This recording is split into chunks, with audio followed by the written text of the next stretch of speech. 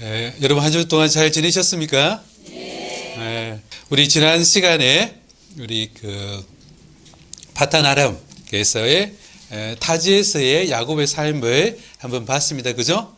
그 전에는 우리 베텔에서의 하나님을 체험하는 야곱의 모습을 봤는데, 야곱의 그 삶의 안에서, 그의 신앙의 여정 안에서 이제 베텔하고 오늘 우리가 하게 될 푸니엘은 하나님을 체험하는 두 기둥과 같은 역할을 한다고 할 수 있겠습니다. 그러면서 우리 지난 시간에 바탄 아람에서의 삶을 들여다보니까 그것은 마치 뭐와 같았습니까? 그가 저질러 놓았던, 어질러 놓았던 것을 마치 다시 주워 담는 듯한, 그가 했던, 그죠? 속였던 야곱이 바탄 아람에서 어떻게 됩니까? 하란에서 속임을 당하고, 그죠? 그리고 뭡니까? 이제 그래서 이제 부인을 2명이나 얻습니다. 그죠? 그리고 그 부인들의 무슨 경쟁이 있었습니까? 그렇죠. 자식 낳기 경쟁이 있었죠. 그죠? 자식 낳기 경쟁을 통해서 야곱은 아마도 형과 경쟁했던 자신의 모습을 보게 됩니다. 그죠? 그렇게 보면서, 그래서 어쩌면 바탄 아람에서의 삶은 자신이 흩어놓았던 그 삶을 되갚는 그런 시간, 그것을 바라봐야 되는 시간이었다고 할 수 있겠습니다. 그러면서 알게 모르게 부식부식간에 깨닫습니다. 그죠? 라헬이 나도 아이를 갖게 해달라 하고 명령을 하니까 이제 야곱이 뭡니까? 내가 하나님의 자리에도 있다는 말이요 하면서 이제 자신의 삶에 하나님의 자리를 마련하는, 이제 그런 게 점점 조금씩 변해가는 이제 야곱의 모습을 봤습니다. 그러면서 바탄 아람에서 하느님께서 이제 고향으로 돌아가라. 그렇지만 이제 바탄 아람은 고통의 시간, 그죠? 몇 년이었습니까? 20년 동안의 종과 같이 이렇게 봉사하면서 이렇게 지냈었습니다. 그러나 그 기간이 바로 또한 하느님의 약속이 채워지는 시간이에요. 그죠?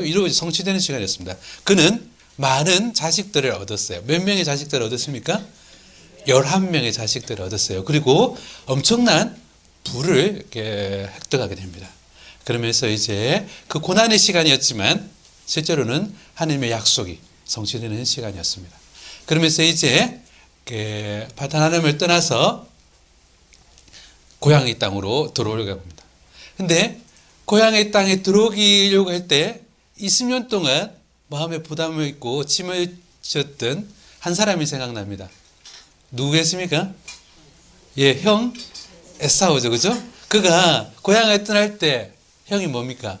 아버지가 하나님 품으로 가게 되면 내가 그를 어떻게 하겠다? 죽이겠다 라고 다짐했던 사람이 거기 있습니다. 그래서 이게 이제 고향에 간다는 큰 기쁨과 함께 또 큰 근심 걱정이 있는, 형을 마주해야 되는 그런 것이었습니다. 그러면서 이제 우리의 이야기들이 32장 이렇게 시작됩니다. 시작되는데 이제 처음에 이제 바로 이제 푸니엘의 이야기가 아니고 뭔가 이렇게 굉장히 준비하는 그런 대목들이 나옵니다. 마하나임이라는 곳에 이렇게 이르게 되는데, 우리가 이제 32장 2절에서 보면 야곱도 길을 떠났다. 그는 도중에 하느님의 천사들과 마주쳤다. 야곱은 그들을 보고 이곳은 하느님의 진영이구나 하면서 그곳의 이름을 마하나임이라 하였다 하고 이렇게 소개하고 있습니다. 이야기를 진행하면서 마치 없어도 될 것 같은 이 대목이 이렇게 들어가 있습니다. 그러면서 이 대목은 학자들마다 여러 의견이 있겠지만 문학적인 기법에서 봤을 때는 다음 이야기를 준비하는 분위기를 알려주는 하나의 전주곡 같은 거예요. 서곡과 같은 형태라고 있는데, 그러면서 이야기의 분위기를 이렇게 우리에게 이렇게 살짝 이렇게 전해주고 있습니다. 그래서 이제 조금 이렇게 살펴보면 알겠지만 양 진영으로 나뉘어져 있다. 마치 대결하고 대립하는 구조를 가지고 있습니다. 그리고 긴장, 그리고 또한 하나님의 천사를 바라보면서 희망하게 되고 승리하게 되리라는 그런 분위기를 이렇게 조성해 준다고 할 수 있습니다. 그러면서 우리는 아까 이제 야곱의 삶에서 하나님을 체험했던 두 순간이 있다고 그랬습니다. 그죠? 기둥과 같은 순간, 바로 베텔, 그리고 이제 푸니엘인데, 그것은 마치 호응을 하는 것 같이 이렇게 보여주고 있습니다. 그때 베텔에서는 고향에서 떠날 때였죠. 그죠? 고향에서 떠날 때였다면, 이제는 이제 타지에서 고향으로 들어오는 이야기를 할 수 있겠습니다. 그때 똑같이 하느님의 천사들을 만나게 돼요. 그죠? 하느님, 이렇게 우리 베텔에서 하느님 천사가 청계를 오르락 내리락 하는 것을 보게 되었지 않습니까? 그죠? 그렇게처럼 이제 이들이 이렇게 야곱이 길을 떠났는데 도중에 하느님의 천사들과 마주쳤다라고 이렇게 표현하고 있습니다. 근데 이제 이렇게 마주쳤다라는 동사는 이게 특별한 동사인데 파가인데 이것은 우리가 베텔에서 어떤 곳에 이르러 했을 때 이 동사가 나왔었어요. 근데 이르러인데 이 파가 똑같은 동사예요. 근데 이 동사는 이렇게 마주치다, 만나다, 어떤 곳을 마주치게 돼 있었다, 만나게 돼 있었다 하면서 이렇게 마치 우연이지만 우연이 아니고 필연이고 준비되고 계획된 하느님의 섭리처럼 느껴지는 단어라고 그랬습니다. 근데 이 단어가 여기서도 쓰였어요. 베텔에서 쓰였고 또한 이제 하느님의 두 번째 만남을 준비하는 이곳에서 똑같은 게 마주치고 이제 뭔가 준비되어 있는 그곳, 그러니까 천사들을 만나게 되었다고 이렇게 이야기하고 있습니다. 우리 베텔에서도 하느님의 천사들 똑같습니다.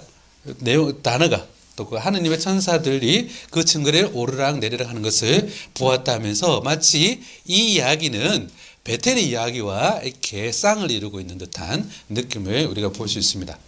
근데 내가 야곱은 이렇게 했습니다. 이곳은 하느님의 진영이구나 이렇게 했습니다. 그래서 그곳 이름을 마하나임이라 하였다 이랬습니다.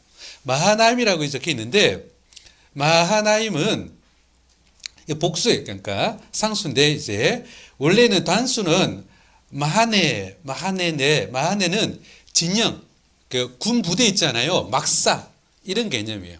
막사. 그러니까 그것의 복수니까 양진영. 이곳 이름은 마하나임. 그죠? 뭡니까? 두 부대가 진을 치고 있는 듯한 그런 모습을 띠고 있다는 겁니다. 그러니까 이곳 이름이 마하나임이구나 하고 이야기한다는 거예요. 그래서 마치 뭡니까? 분위기는 양쪽으로 나뉘어져 있고 군 부대가 두 개의 진을 치고 있는 듯한 느낌을 주는 겁니다. 그래서 대립하고 긴장하고 또한 이제 그런 게 뉘앙스를 우리에게 처음 불러일으킨다고 할 수 있겠습니다. 그러면서 이제 가까이 오게 됩니다. 가까이 오게 되면서 그가 늘 20년 동안 마음에 짐을 지고 있던 형의 동태를 살피려고 이제 사람을 보냅니다. 야곱은 에돔 지방 세일의 땅에 이르러 형 에사우에게 자기보다 먼저 심부름꾼들을 보내면서 하고 이렇게 이야기합니다. 에사우의 만남을 준비하는데 자기보다 먼저 심부름꾼이는데 심부름꾼은 아까 그 하느님의 누구와 마주쳤다? 천사들과 같은 단어예요. 그러니까 거기서 우리가 조금 더 이렇게 문맥을 맞춰보면 하느님의 사자들을 만났고 사자는 으르렁 사자 아니에요, 그죠? 메신저죠, 메신저. 하느님의 사자들을 만났고 하느님께서 보내준 사자를 만났다면 그게 마하나임이었다면 이제 세일에 있는 형을 살피기 위해서 야곱이 사자를 보내는 거예요. 사자를 형에게 보냅니다. 그러면서 이제 같은 단어를 씁니다. 하느님의 천사와 똑같은 단어를 이렇게 쓰고 있습니다. 그러면서 이제 야곱이 형 에사우에게 이렇게 사람을 보냈습니다. 그런데 우리가 이제 자기 자신을 어떻게 표현했냐면 이제 야곱은 에사우를 향해서 나의 주인, 나의 주님이라는 거예요.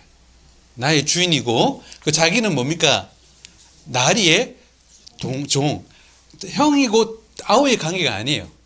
주인이고 나는 종의 관계다라고 이렇게 자신을 바짝 낮추는 모습을 볼 수 있습니다.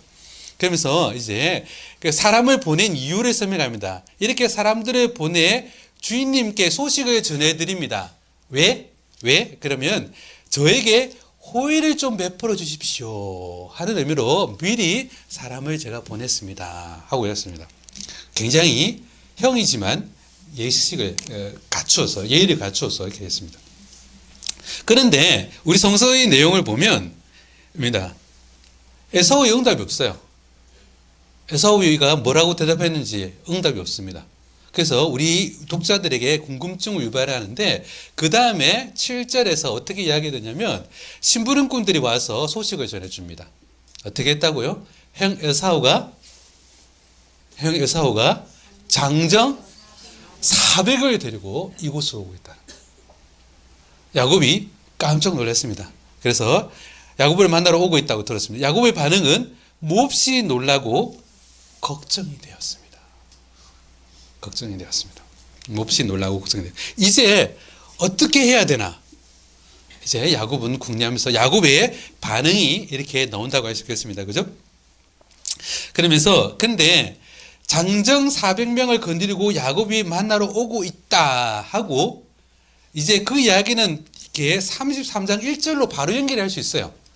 야곱이 눈에 들어보니 에사우가 장정 400명과 함께 오고 있었다. 그죠? 이렇게 연결하면 되는데 이제 그 중간에 이제 에사우를 만나는 준비와 하느님을 체험하는 이야기가 들어가 있다고 할 수 있어요. 그래서 한 이야기 안에 다른 이야기가 들어가 있는 구조예요. 그죠?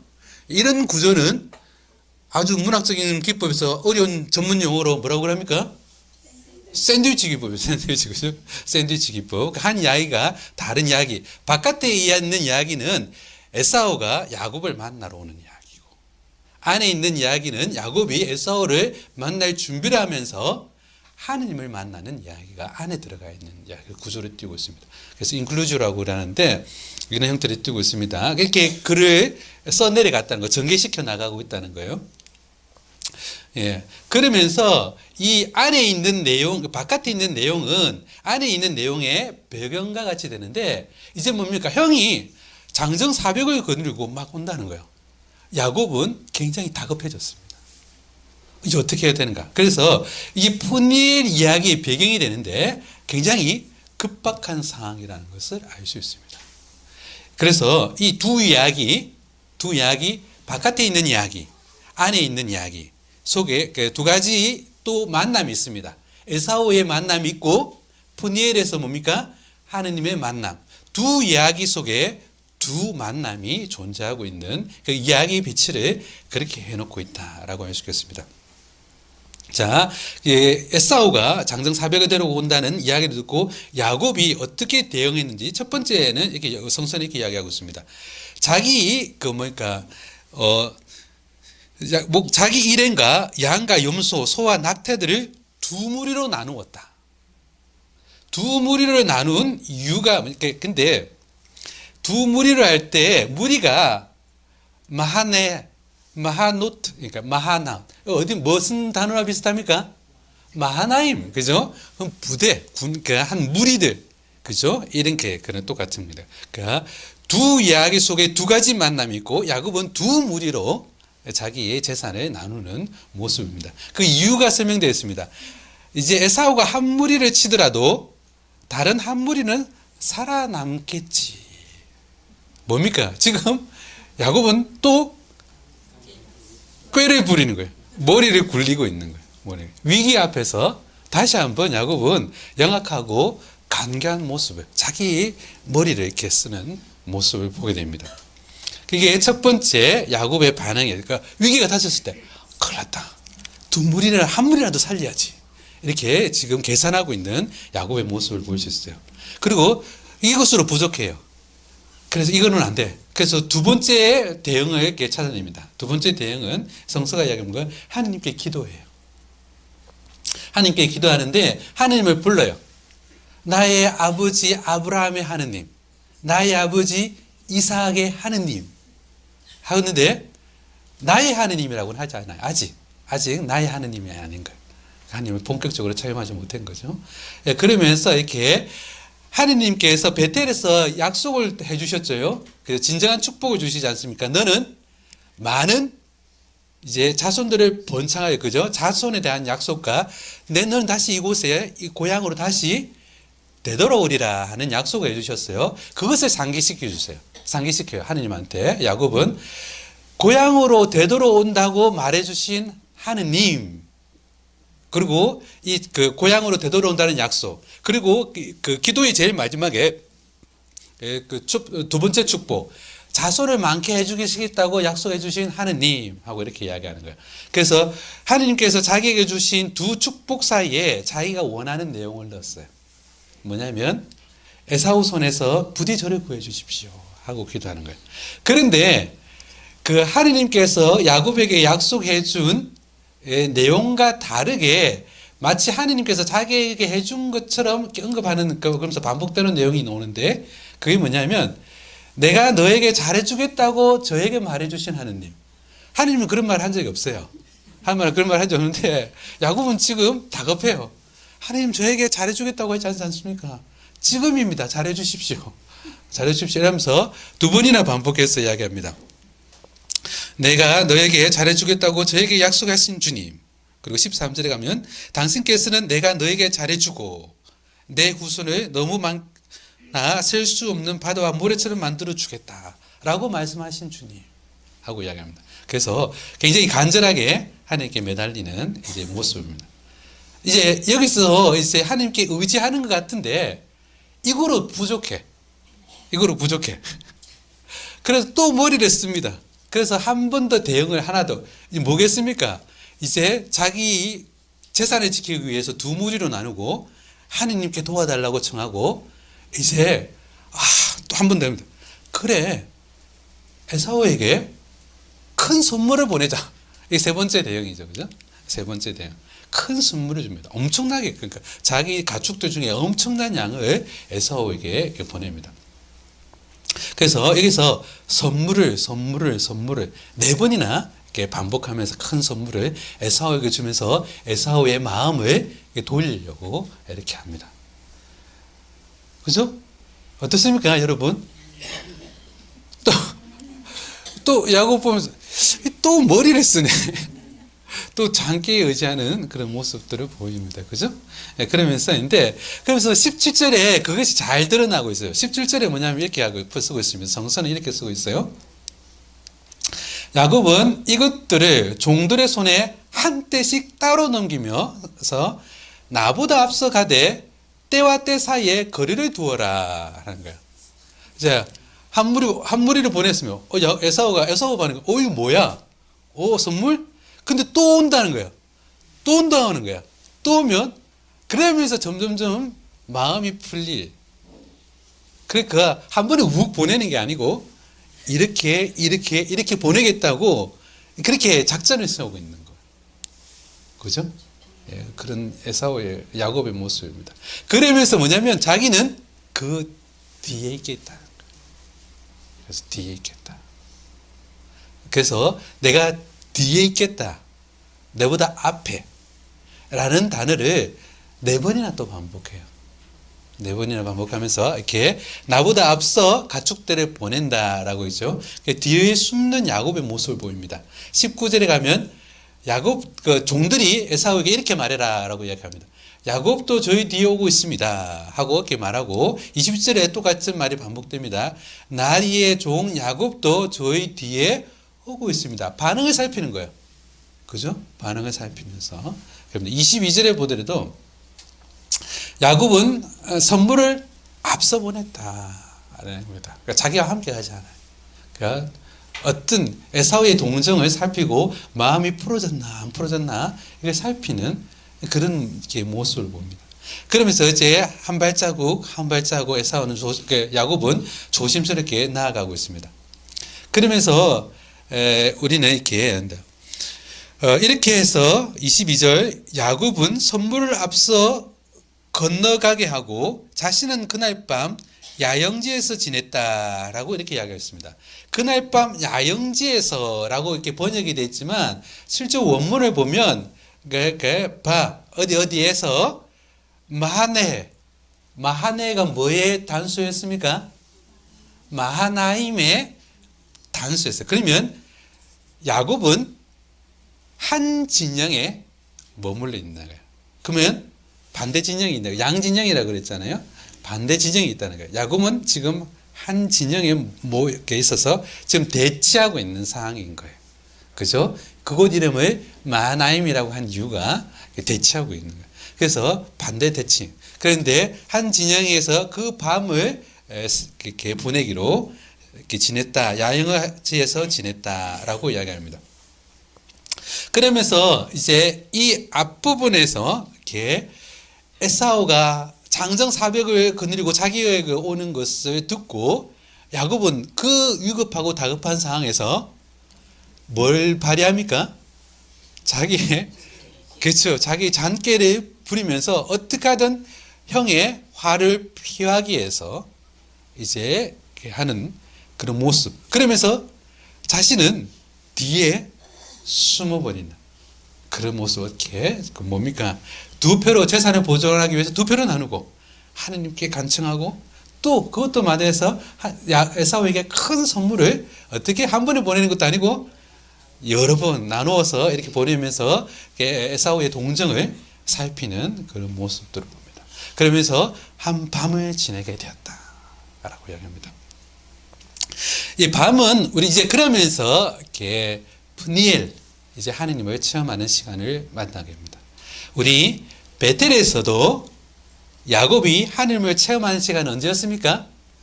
밤에 자다가, 그죠? 밤에 돌 하나를 머리 곁에 두고 겨우 보호하면서 지내는 그 순간이었습니다. 네, 이제 야곱이 이제 그 형을 에사우를 만나기 직전에 다시 한번 한 진영에서 밤을 지새는 부분입니다. 그러면서 이제 그 푸니엘의 이야기가 시작된다고 할 수 있겠습니다. 그래서 우리는 이렇게 합니다. 23절에 바로 그 밤에 야곱은 일어나 두 아내와 두 요정과 11아들을 데리고 야폭 건널목을 건넜다 라고 이야기합니다.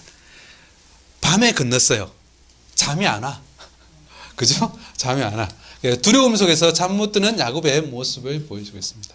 그래서 20년이 지났지만 여전히 자기 자신을 의지하는 야곱은 아직도 밤의 상태인 거예요. 밤은 다른 게 아니고 야곱의 영적 상태를 또한 보여주고 있는 것입니다. 그래서 밤에 움직이는 그 모습입니다. 여기서 반복되는 동사가 나오는데 건너가다라는 동사가 여기서 총 6번이나 나와요. 6번이나. 이제 야곱이 하느님께 기도할 때 이렇게 이야기합니다.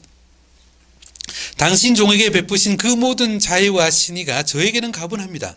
사실 저는 지팡이 하나만 짚고 이 요르단 강을 건넜습니다 하면서 이런 표현을 썼는데, 그리고 17절에 이렇게 많은 선물들을 한 떼씩 넘기면서 나보다 앞서 건너라 하고 이렇게 명령합니다.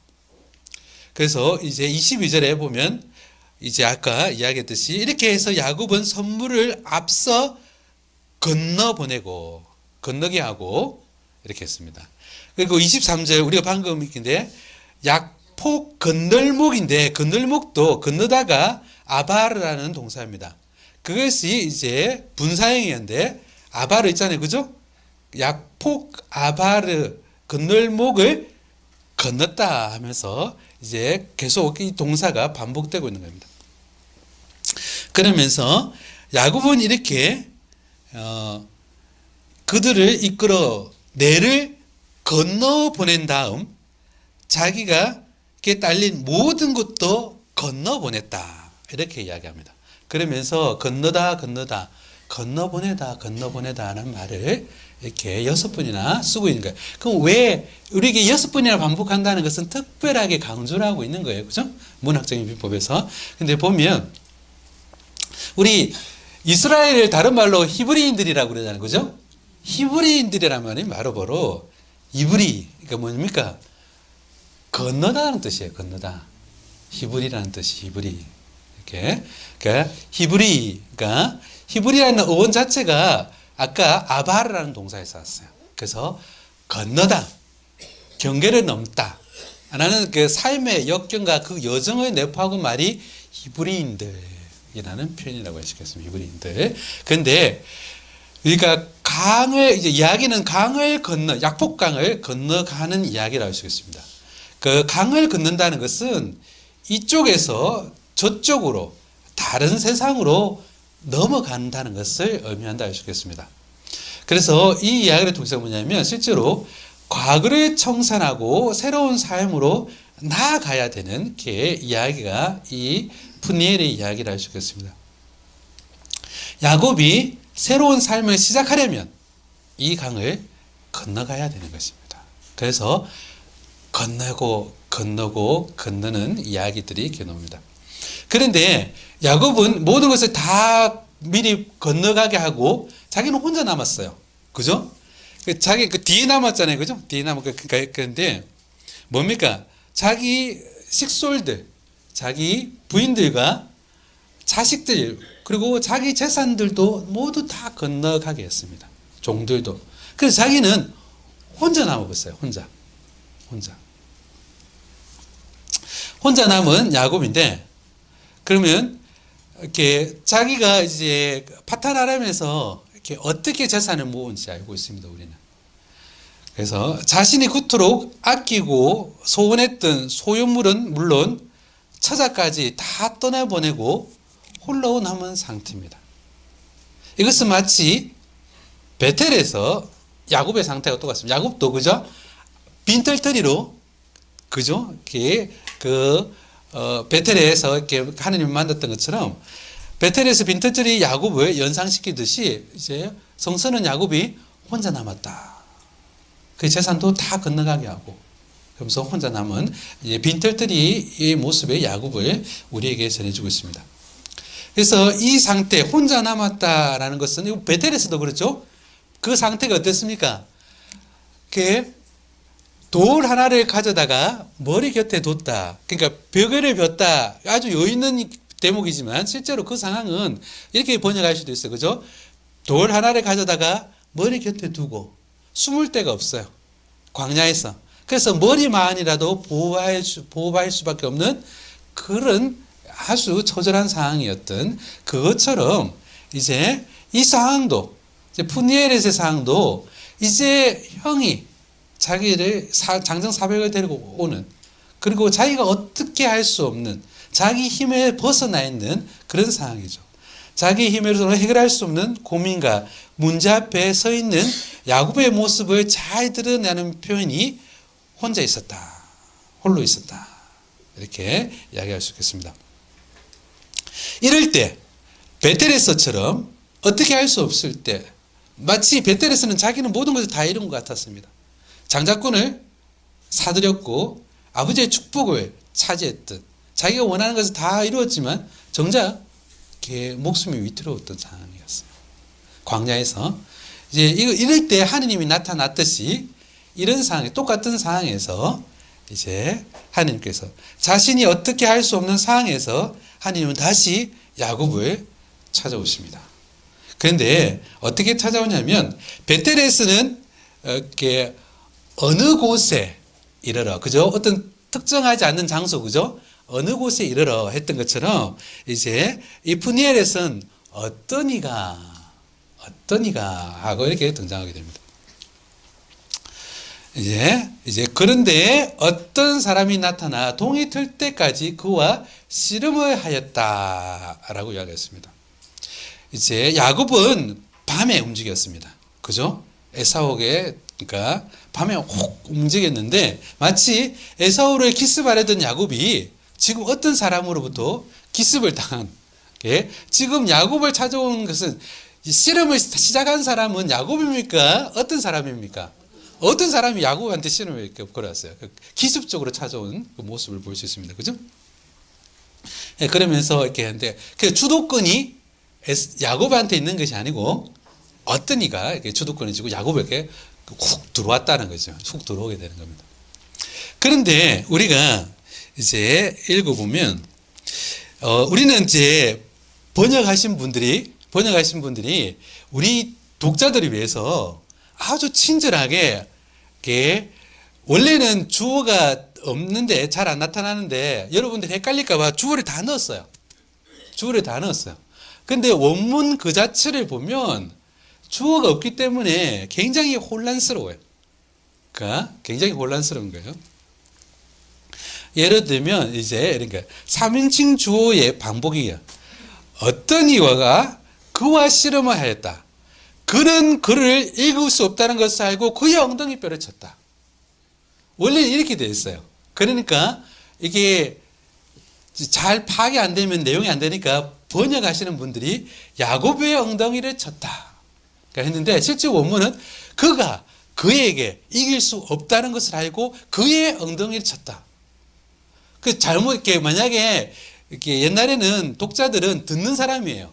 그가 그것을 그에게 그했어. 그가 누구야? 그가 누구지? 이렇게 헷갈리기 시작하게 되는 거예요. 그죠? 실제로 이렇게 불분명하게 썼어요. 성서 원문은 굉장히 불분명하게 써놨어요. 그러면서 이제 똑같이 그가 그를 어떻게 했고 그의 무엇을 했어. 그러니까 왜 글을 이렇게 썼을까? 근데 그것만으로 놓은 게 아니에요. 이 글을 쓴 거 보니까 어떤 사람이 하니까 불특정한 형태의 모습을 보입니다. 그죠? 네, 우리가 씨름을 하다라는 동사는 아박이라는 동사입니다. 아박. 근데 아바크는 명사로도 쓰입니다. 명사로서 탈출기 9장 9절에서는 아바크는 뭐냐면 먼지라는 뜻이에요. 먼지. 그러면 히브리어를 아는 사람은 아박하면 씨름을 하는데 먼지가 나도록 씨름을 하는 그런 느낌을 가진다는 거예요. 어감상 그런 느낌을 가지기 때문에 뭐냐면 먼지가 푹 일었다는 거예요. 더군다나 어느 때 만났습니까? 밤에 잘 보이지 않는데 먼지까지 일어나는 씨름을 통해서 자신의 모습을 감추시는 모습이에요. 이게 뭡니다. 그리고 또 언어 유희가 납니다. 야곱이 약폭강을 그러니까 한다. 약폭 하면서 언어도 비슷하게 쓰고 있어요. 그래서 이렇게 히브리어를 듣는 사람한테는 굉장히 초집중을 요구하고 굉장히 이렇게 헷갈리게 이제 곤욕스럽게 만드는 이렇게 글을 써내려가고 있다. 그러니까 뭔가 불분명해요. 이렇게 글을 써내려가고 있는데 읽어주면 그가 나를 가게 하라 하고 말하였지만 나에게 복을 빌어주지 않으면 보내주지 않겠다. 그가 그에게 너의 이름이 무엇이냐? 우리는 본문은 뭡니까? 이제 그렇게 안 썼죠. 그가 야곱에게 내 이름이 무엇이냐 하고 우리는 번역되어 있지만 성서 원문은 실제로 그가 그에게 이름이 무엇이냐 여기 왔어야 우리가 그가 누군지 아는 거예요. 야곱이라고 이야기하는 겁니다. 그러면 질문하는 사람이 어떤 이구나 하고 이제 거슬러 올라갈 수밖에 없는 이렇게 그러면서 하나하나씩 따져야 되는 그런 상황처럼 이렇게 복잡하게 써놨습니다. 너의 이름을 알려달라. 그는 내 이름은 무엇 때문에 물어보느냐. 그곳에서 그에게 복을 내리셨다. 그는 누구, 너는 누구, 나는 누구 이런 것들을 이렇게 자꾸 그런 식으로 써놨기 때문에 실제로 글은 굉장히 명확하지 않은 글이에요. 그럼 왜 이렇게 썼을까? 하느님의 등장을 이렇게 합니다. 또 계속 우리는 이제 이렇게 합니다. 물어보았다, 이렇게 묻자, 대답하자 이렇게 번역이 됐지만 실제로는 끊임없이 묻다도 아니고 말하다. 그러니까 그래서 말하다는 동사가 운율처럼 계속 이제 반복하게 시켜 나가고 있는 거예요. 그래서 이름을 명시하지 않음으로써 누가 말하는지 실제로 독자는 굉장히 혼란스럽게 느끼는 본문입니다. 그래서 무슨 일이 벌어지고 있는지 명확하게 드러나지 않는 글이에요. 그래서 상황 파악을 어렵게 만들고 있습니다. 그것은 이제 우리 독자를 밤에 상대를 볼 수 없는 야곱과 같은 처지에 놓게 만들어요. 글이 그렇게 만들어 놓고 있어요. 그래서 그러니까 왜 이렇게 글을 썼을까 하고 이제 우리 독자를 당혹스럽게 만드는 본문을 볼 수 있습니다. 그런데 이런 이야기합니다. 그는 그를 이길 수 없다는 것을 알고 그의 엉덩이뼈를 쳤다. 그래서 그와 씨름을 하던 야곱의 엉덩이뼈를 다치게 되었다 하고 이렇게 원문은 이렇게 써 있습니다. 근데 우리가 엉덩이뼈라고 이렇게 번역이 됐는데 조금 이렇게 좀 더 직접적이게 5번이나 이 푸니엘에서 나오거든요. 엉덩이뼈. 그래서 엉덩이뼈의 힘줄을 먹지 않는다. 엉덩이뼈를 다쳤기 때문에 뭐 절뚝거리 이렇게 걸어갔다 하면서 5번이나 반복된다는 것은 중요한 단어예요. 핵심 단어예요. 그런데 여기 보면 카프 예렉인데 그러면 이게 합성한데 카프가 뭐냐면 뼈라기보다는 뭐라고요? 손바닥, 구멍, 골짜기예요. 그러니까 이렇게 아마 이렇게 손바닥에 하면 빈 자리 있잖아요. 이런 그래서 구멍, 골짜기 이런 뜻이에요. 그리고 이제 뭐냐면 야렉은 뭐냐면 물론 대퇴부가 됩니다. 대퇴부, 허벅지 대퇴부가 되지만 실제로 이거는 사타구니라는 뜻으로 더 많이 나와요. 여러분 아브라함이 아들 이삭의 배우자를 구하기 위해서 어떻게 했습니까? 그의 종을 믿음직한 종을 보내지 않습니까? 파단 아람으로 보내가지고 그죠? 그게 누굽니까? 이삭의 레베카를 이렇게 데리고 오지 않습니까? 그때 데려올 때 아브라함이 그 종을 맹세를 시킵니다. 그죠? 맹세를 시키면서 그래서 절대 이방인에게서 아내를 구하지 마라 하면서 이렇게 맹세를 시키는데 어떻게 했다? 그의 손을 어디에 넣고? 사타구니에 넣고 했다. 이 단어를 썼어요. 이 단어를 썼어요. 사타구니에 손을 넣고 사계 손을 넣고 그러니까 그리고 다 어떨 때는 옆구리로 분역이 돼요. 그리고 뭐냐면 어쨌든 생식기. 그러니까 어디에서 주로 이쪽 부분을 눈은 돌리지 마시고 이쪽 부위인데 그러니까 거기에 빈 곳. 그러니까 성서는 거룩한 책이지만 이렇게 거기 남자의 가장 중심이 되는 거기에 그 골짜기 거기 이런 의미예요. 그래서 실제로 엉덩이뼈 라기보다는 원문 그대로 번역하자면 실제로 남성 성기의 왕국어법으로 보는 게 더 맞다라고 주장하는 학자들이 더 많습니다. 그러니까 아주 중요한 곳이에요. 아주 중요한 곳. 그래서 이런 말 했지 않습니까? 실제로 그랬습니다. 남자의 힘은 어디서 나온다? 허리에서 나온다. 라는 건 성서에도 그런 게 있어요. 허리는 힘의 원천이에요. 힘의 원천. 그런데 그래서 그 생식력을 상징하는 곳이고 또한 힘의 원천이에요. 상징하는 곳입니다. 그래서 뭐죠? 이제 그곳을 하나님께서 쳤어요. 그래서 그곳이 다쳤다는 거예요. 지금 야곱의 상태를 보십시오. 그는 그가 가장 사랑하는 처자식도 다 건너가게 해버렸고 자기의 재산도 다 건너가게 했어요. 이제 남은 것은 뭡니까? 몸뚱이에요. 그죠? 몸뚱이. 근데 몸뚱이에서 가장 중요한 부분이 다쳤어요. 힘을 상징하는 부분, 생명력을 상징하는 부분이 다쳐버렸어요. 하나님께서 이상하게 그곳을 쳤어요. 가장 중요한 부분을 쳤어요. 그래서 왜냐하면 그래서 아주 중요한 것을 잃어버린 야곱의 모습이 나온다고 싶겠습니다. 이제 그러면서 이제 다치게 되었다. 27절 그가 동이 트려고 하니 나를 가게 하라. 노아다오 이렇게 표현했는데 가게 하라 라고 명령을 합니다. 근데 아까 또 동이 트게 되니 동이 트면 실제로 누가 더 위험하겠습니까? 동이 트면 이제 하느님은 동이 트기 전에 빨리 가야 됩니까? 우리 성서 안에서 보면 하느님은 낮에도 나타나세요. 그죠? 그러니까 성서 안에서 보면 동이 트게 되니 나를 가게 하라. 우리는 성서에서 보면 이분이 나중에 하느님을 배웠구나. 너는 하느님과 겨루었어. 라는 표현이 있다면 이분은 이제 우리는 하느님을 볼 수가 없어요. 우리 탈출기에 보면 하느님을 본 사람은 다 죽는다는 거예요. 그래서 지금 먼지가 일어나는 씨름을 밤새도록 했어. 밤에 보여주지 않기 위해서. 근데 이제 동이 트면 당신의 모습을 보면 실제로 누가 더 위험해집니까? 야곱이 더 위험해지는 거예요. 야곱이 더 위험해져.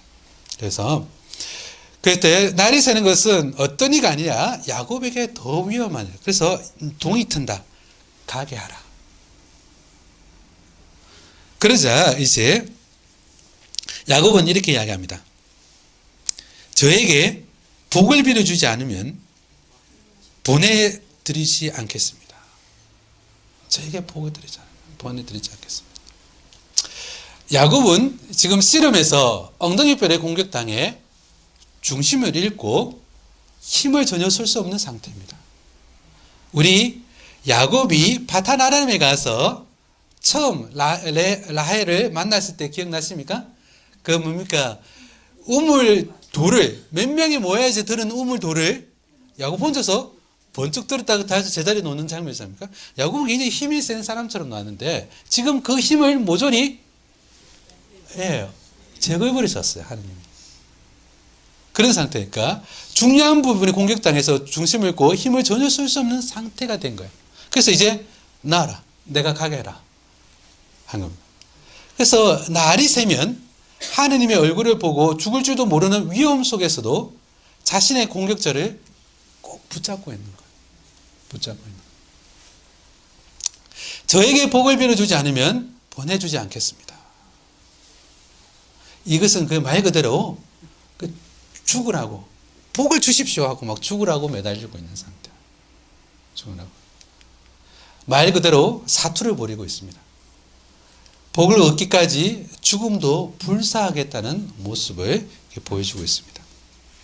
이런 게 야곱의 모습입니다. 그런데 이 모습은 야곱의 이전의 삶과 모습과 굉장히 겹쳐요. 흡사해요. 그죠? 흡사해요. 그래서 야곱의 삶을 들여다봤을 때는 복을 쟁취하기 위해서 끊임없이 투쟁을 벌였던 투쟁의 연속의 삶을 살았던 것이 야곱의 모습을 지금 마지막 순간에 보여주고 있는 모든 것을 다 잃어버리는 그 순간에 보여주고 있는 것 같습니다. 장자권을 위해서 형과 투쟁을 벌였습니다. 그리고 아버지의 축복을 얻기 위해서 또한 아버지와 투쟁을 벌였던 모습입니다. 그리고 아내를 얻기 위해서 그리고 재물을 자기의 몫을 차지하기 위해서 그의 장인 라반과 또한 투쟁을 벌였던 그리고 라반의 아들들과 좋은 관계를 유지 못했던 그 야곱의 모습입니다. 이제는 브니엘의 세상은 그 모든 것이 사라지고 홀로 남은 뒤 그의 가장 소중한 생식력과 힘의 원천도 잃은 상태예요.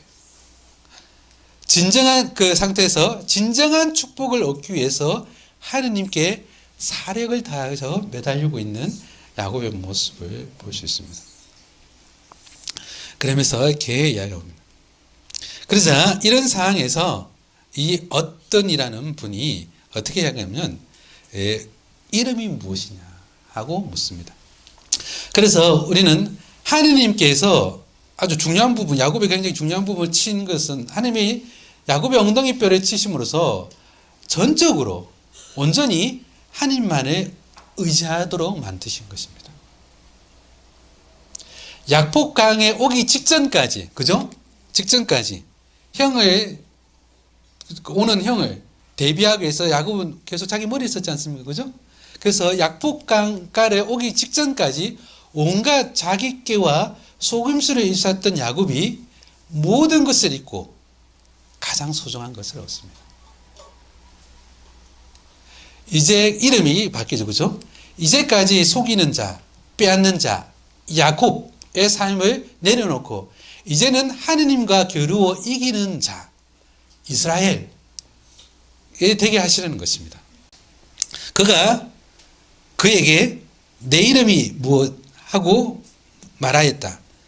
야곱 하고 말하였습니다. 29절에 가장 이제 중심이죠. 푸니엘 이야기의 가장 핵심입니다.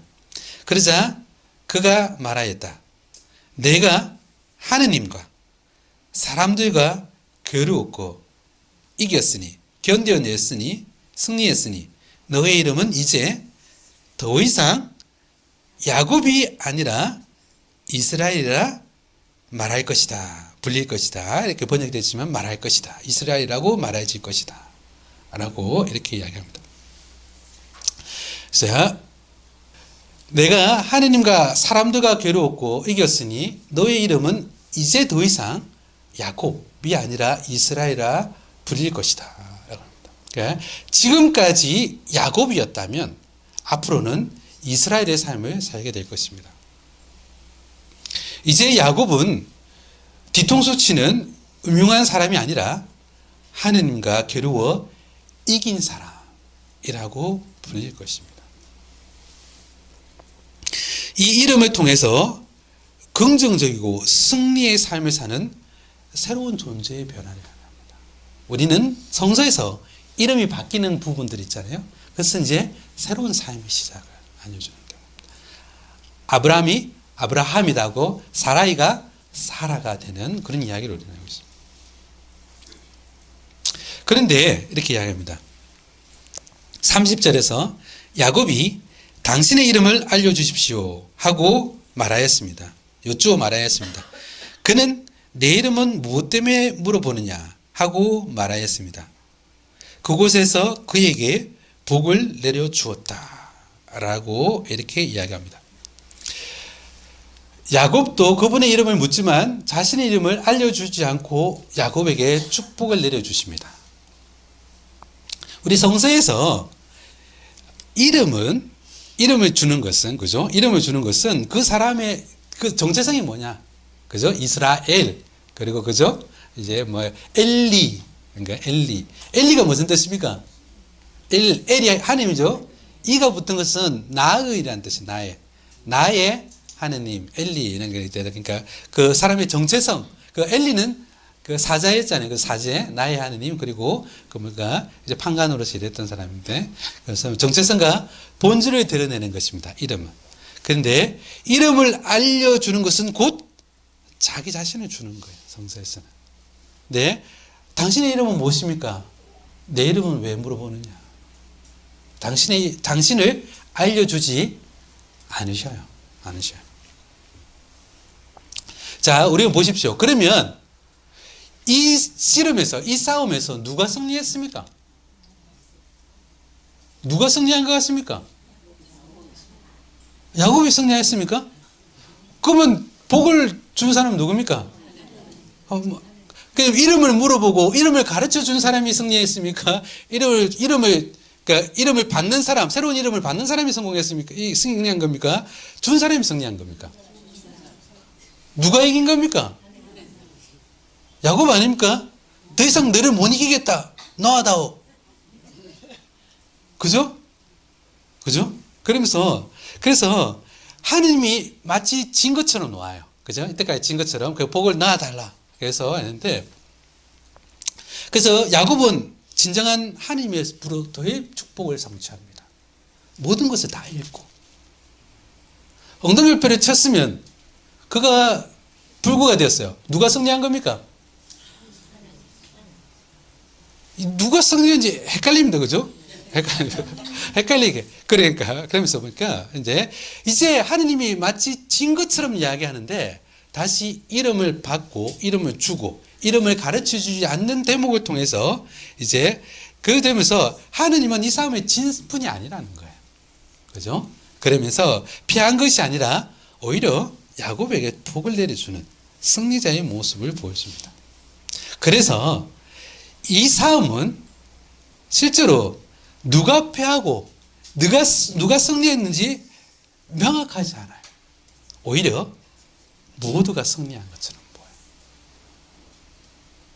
그래서 우리는 이제 우리가 아까 이야기가 명확하게 드러나지 않잖아요. 그죠? 그에게 그리고 그러면서 어떤 이가 그러면서 먼지가 자욱 일어나는 밤에 씨름을 하는 그 모습들을 통해서 불분명하면서 그러면서 최종적으로 야곱은 가장 소중한 것을 얻었습니다. 뭡니까? 하느님으로부터 축복, 진정한 축복을 얻고 하느님을 이렇게 그러면서 하느님은 야곱을 뭘로 바꾸십니까? 이스라엘이라고 바꾸셨던 것입니다. 이스라엘. 그런데 네가 이겼다. 네가 하느님과 사람과 겨루어 이겼구나. 그러니까 너의 이름은 이스라엘이다. 그러니까 하나님께서 누구의 승리를 이야기해 줍니까? 야곱의 승리가 선포되는 순간이에요. 그죠? 근데 이스라엘인데, 근데 실제로 이스라엘이라는 이름은 학자들마다 완전한 일치를 이루지 못해요. 그 뜻이 무슨 뜻인가? 이스라엘. 우리는 이스라엘 하면 하나님과 씨름한 자라고 이렇게 이야기하지 않습니까? 네, 이게 이스라엘 이래 쓰는데 엘은 분명히 하느님이에요. 그죠? 하느님이라는 뜻이에요. 그래서 하느님 엘과 그러면 이게 무슨 동사일까? 살라 이거는 싸우다, 씨름하다, 애쓰다라는 동사에서 살라엘 그래서 이런 게 합성어가 될 수 있겠고 또 다른 동사는 사라 이렇게 이것은 통치하다, 지시하다. 그러니까 뭐냐면 그러니까 보통의 히브리어는 동사가 먼저 나오고 주어가 뒤에 오요. 그러면 이렇게 합니까? 하느님께서 싸우시다. 이스라엘. 만약에 이 두 동사에서 그러니까 이라고 붙는 것은 3인칭 단수를 의미하는 거예요. 그러니까 엘이 하느님이 3인칭 단수니까 하느님께서 싸웠다. 또는 어떤 의미가 될 수 있습니까? 하느님께서 통치하신다. 이스라엘이라는 말은 그렇습니다. 하느님께서 싸우셨다. 하느님께서 통치하신다. 그리고 어떤 분들은 이렇게 하느님께서 싸우시기를 하느님께서 당신 자신을 강하게 드러내시기를 이라는 말이 이스라엘이라는 말이라는 겁니다. 즉 이 말을 조금 더 종합해 보면 이스라엘이라는 말은 하느님께서 싸우신다. 하느님께서 다스리신다. 즉 이 말은 조금 더 싸우시고 다스린다면은 하느님께서 승리하셨다. 자, 이스라엘이라는 이름이 언제일까? 너가 하느님과 인간과 겨루어서 이겼으니 야곱의 승리를 선포합니다. 그죠? 그래서 너의 이름은 이스라엘이다. 야곱의 승리가 선포되는 그 순간에 이스라엘, 하느님의 승리가 선포되는 순간. 이스라엘.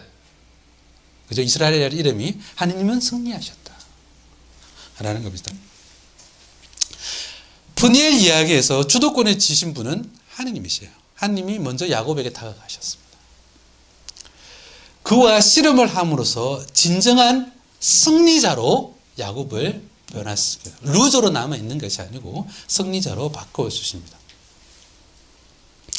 야곱은 이러한 하느님 체험을 통해서 두려움 없이 나아갈 수 있는 용기와 희망을 얻게 됩니다. 그래서 이제 이야기는 31절 야곱은 내가 서로 얼굴을 맞대고 하느님을 배웠는데도 내 목숨을 건졌구나 하면서 그곳 이름을 푸니엘이라고 하셨다. 푸니엘, 하느님의 얼굴. 이렇게 푸니엘에서 하느님이 어떤 하느님이신지 당신의 모습을 드러나셨어요. 드러나셨는데, 근데 실제로는 온전하게 드러내지 않았어요. 그죠? 막 밤에 씨름하고, 누가 굉장히 혼란스럽게 쓰면서 당신의 모습을 감추시고, 결국 야곱의 이름을 물었을 때 이름도 주지 않으시는 하나님, 감추시는 하나님인데, 입니다. 그래서 이런데 이제 32절에 가면 이렇게 이야기합니다. 야곱이 푸니엘을 지날 때 해가 그 위에 그에게서 떠올랐다. 해가 그에게서 떠올랐다는 거예요. 표현이 그죠? 해가 물론 우리는 근데 성서 저자는 그에게서 해가 떠올랐다. 라고 이렇게 이야기합니다. 이런 기막힌 표현은 그에게 이제 어둠은 사라지고 밝음이 찾아왔다. 그를 감싸고 있던 두려움과 걱정은 모두 사라졌다. 밝게 빛나는 태양처럼 기쁨과 희망으로 가득 찬 야곱의 모습을 잘 보여주는 표현입니다. 야곱은 푸니엘에서의 사건 이후와 이전이 완전히 다릅니다. 그죠? 이전에 어땠습니까? 형을 어떻게 맞이할 건가 두려움 속에서 보면 이제는 당당하게 형 앞으로 걸어 나갑니다. 무엇을 체험했기에? 하나님을 체험했기 때문에. 하나님을 체험했기 때문에. 변화된 야곱의 모습을 이렇게 우려해주고 있습니다. 그래서 밤의 상태에 있던 야곱이 이제 그의 위에서 태양이 솟았다. 라고 이렇게 이야기하면서 이제 그에게 어떤 상태로 바뀌었는지 이야기해 주고 있습니다. 이제 우리가 조금 더 요약하면 푸니엘에서의 하느님은 자신을 감추시는 하느님이세요. 그죠? 자기를 감추시니까 이름을 알려주지 않으시는 분. 그래서 이제 또 막 이렇게 밤이고 먼지가 가득한 씨름을 하고 계셔서 자신의 모습을 감추시는 분. 그분을 다 볼 수 없기에 그리고 온전히 이해할 수 없는 분. 어쩌면 우리는 누가 승리해서 누가 패배해서 뭐 따지고 싶겠지만 이야기는 그런 이야기가 아니었어요. 그런 이야기가 아니었어요. 그래서 이야기가 왜 혼돈스럽게 쓰여져 나갔는가에 대해서 이야기하고 있습니다. 야곱은 자신의 힘으로 모든 것을 이루려고 모든 것을 이루려던 밤의 인생이 이제 푸니엘의 사건을 통해서 하느님을 의지하는 해돋는 인생으로 바뀌는 이야기가 푸니엘의 이야기라 할 수 있습니다.